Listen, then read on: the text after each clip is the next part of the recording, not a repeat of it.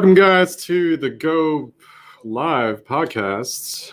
It's Dan again, obviously having fun. January, almost to a close. Got a new year, got a new president. Things are looking up. We got a vaccine, but we still got to be careful. I hope everybody's doing fine, safe and healthy right now. Don't lose focus on public health and today's topic, public service. We're going to be talking about volunteering and specifically how to serve in a way that is both meaningful and really, really impressive for college admissions. It's got to be one of the most misunderstood things in all high school guidance. So I'm going to go and clear it up today. Hopefully you guys find something useful out of it. If you guys like the stuff that we're providing out now, go ahead and click the like and subscribe button, share the videos, share this stuff out, guys, please.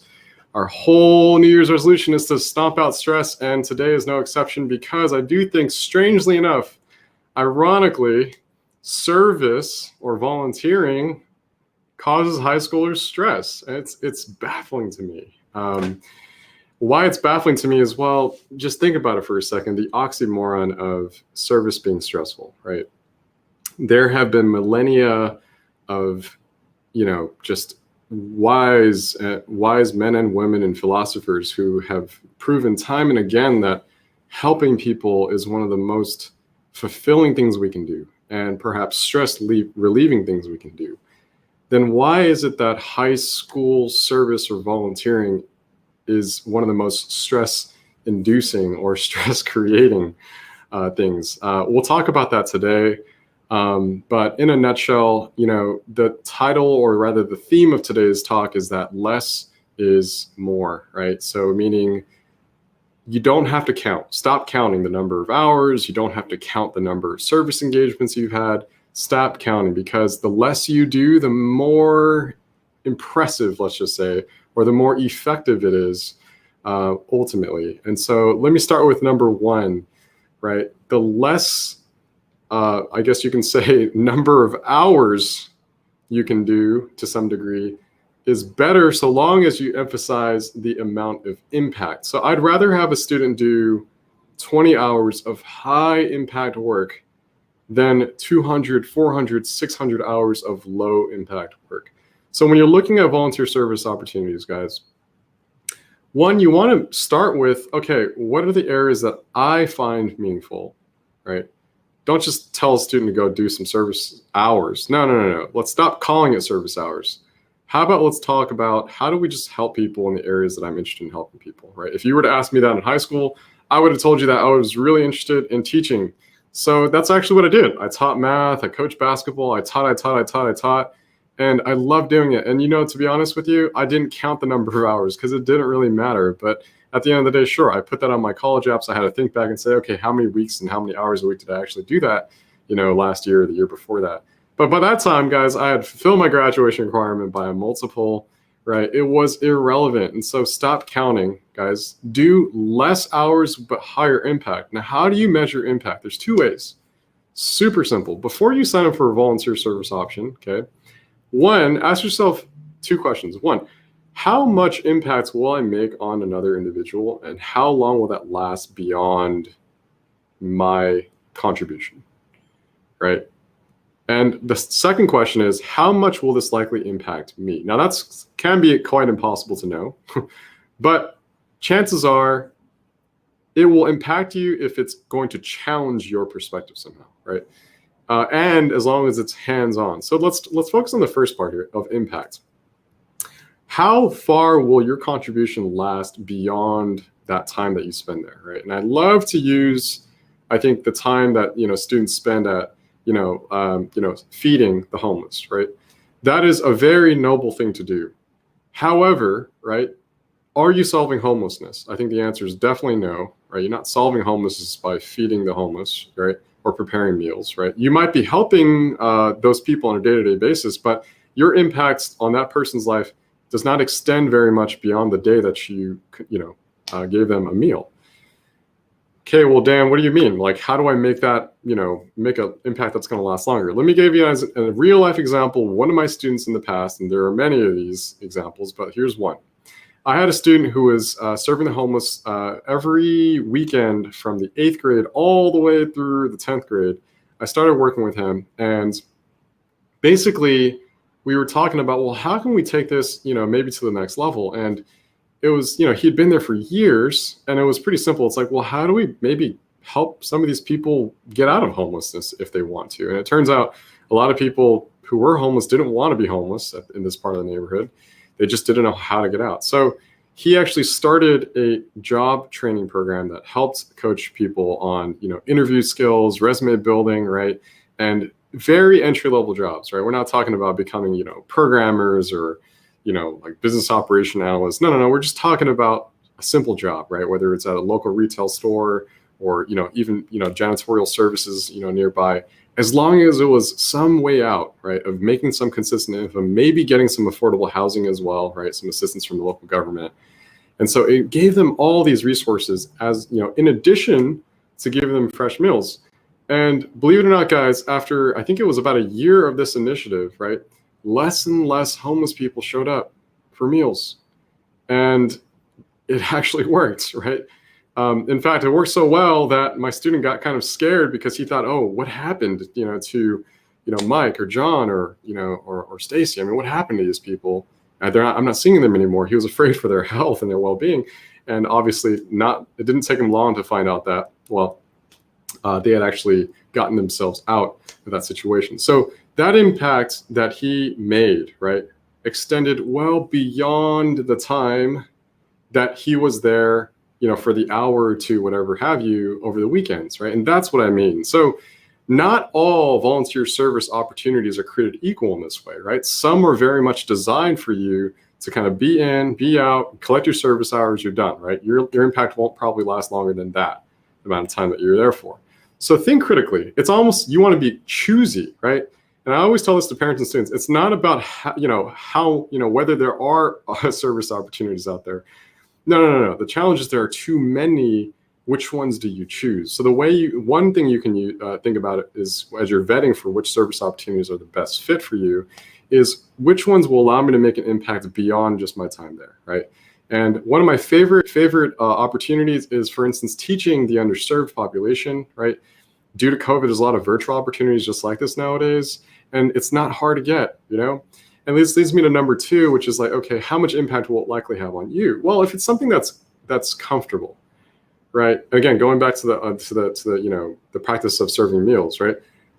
From a skill standpoint, from a challenge standpoint, it doesn't really pose much of a challenge. You're just supposed to show up somewhere and pretty much just hand out meals, right?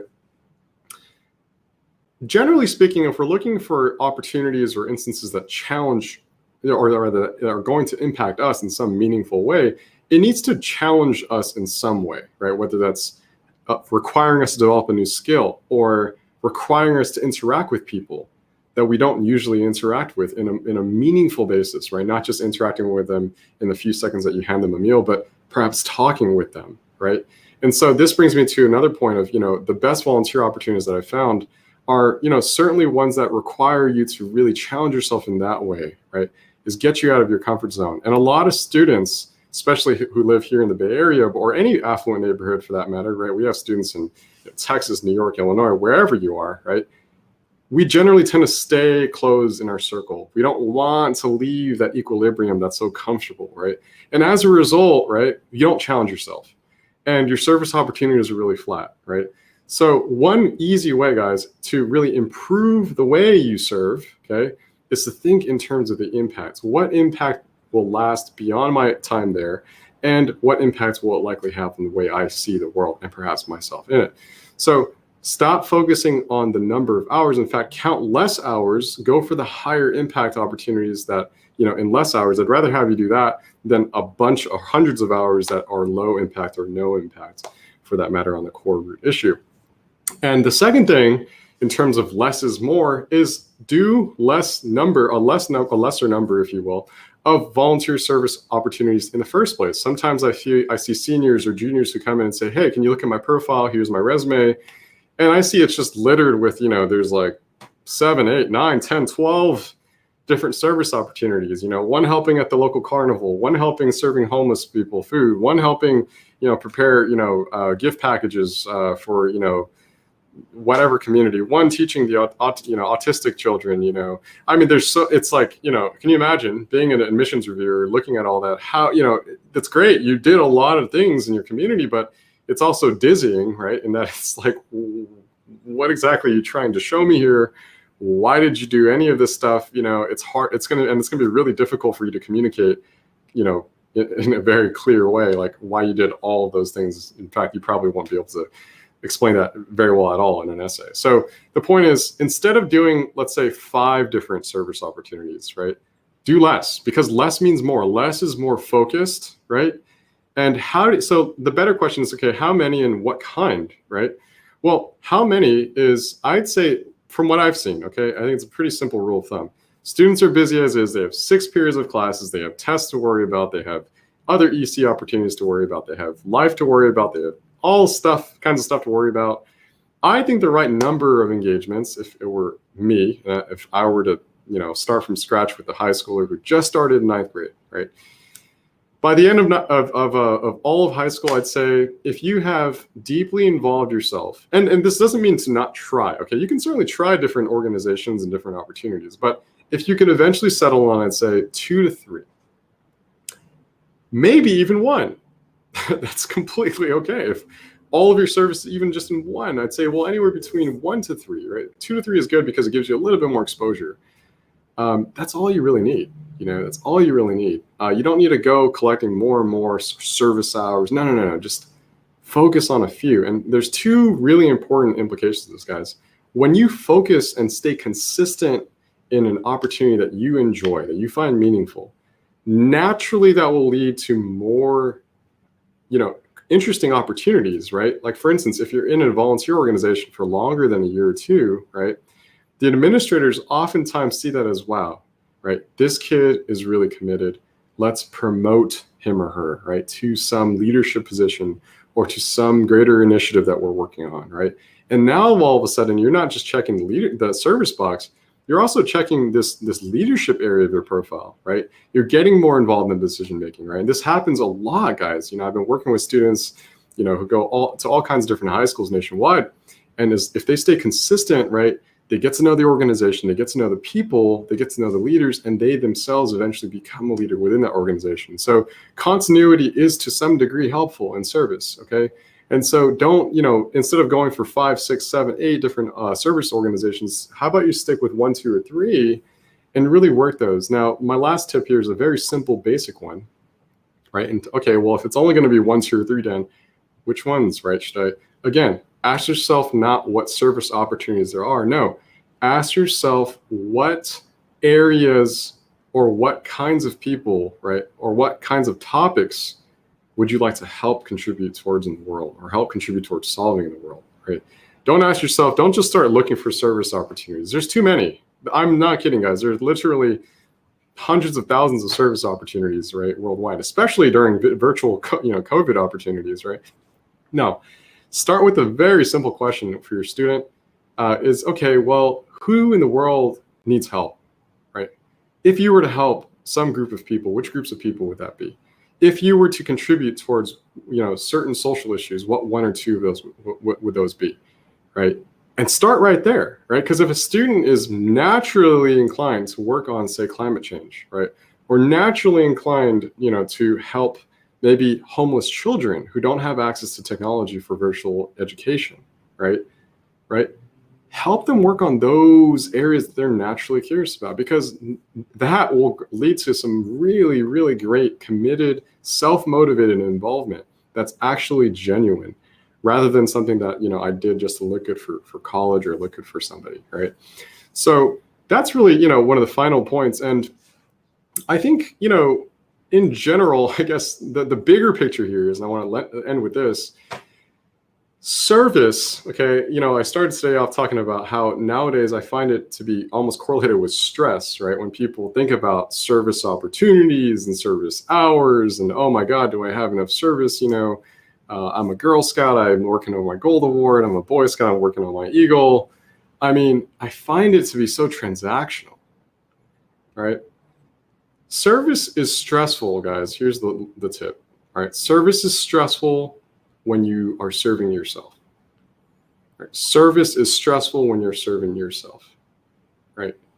And it's an oxymoron. I mean, serving yourself, I would argue that's not service anymore, right? That's called, there's another S word for that, and that's called selfishness, right?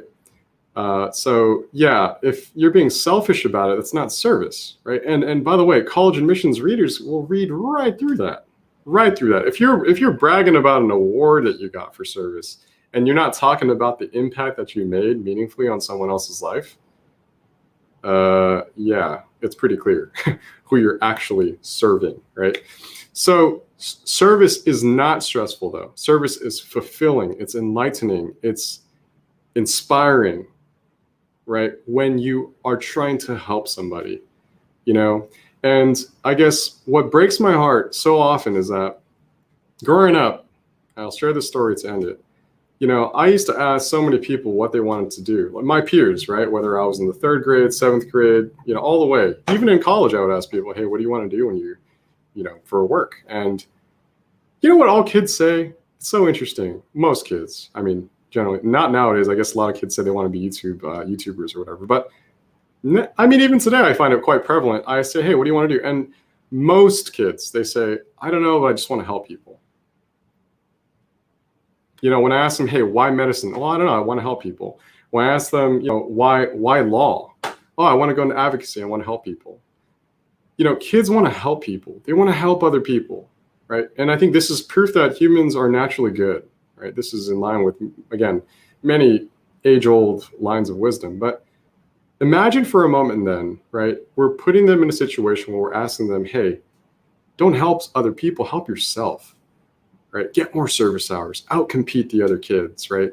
Oh, they had 180, let's get 220, right? Now we're changing this thing that was supposed to be beautiful, that was supposed to be genuine, that was supposed to be innocent, that was supposed to be fulfilling and enlightening into this thing that's now self-serving, right?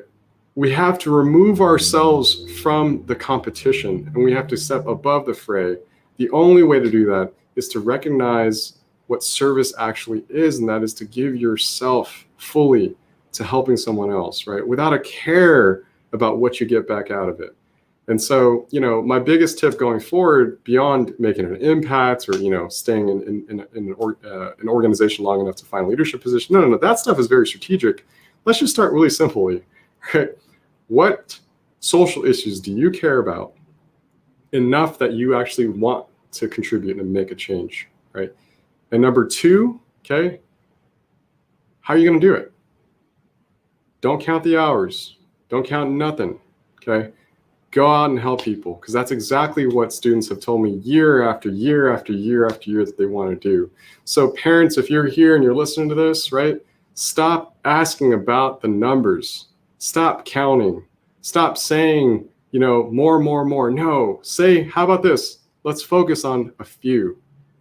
Let's really make an impact. Let's really find a way to help people and members of our community, right? Whether that's your local community, the city of Fremont, or the nation of the United States, or perhaps a foreign community that means something to you or your family, right?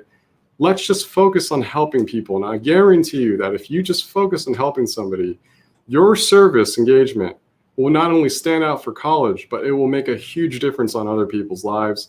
And it certainly will make a huge difference on your chances towards college. Because guess what? It's one of the most important criteria that colleges look for now, right? Even STEM institutes like Georgia Tech ask about how you plan on building things to improve the human condition.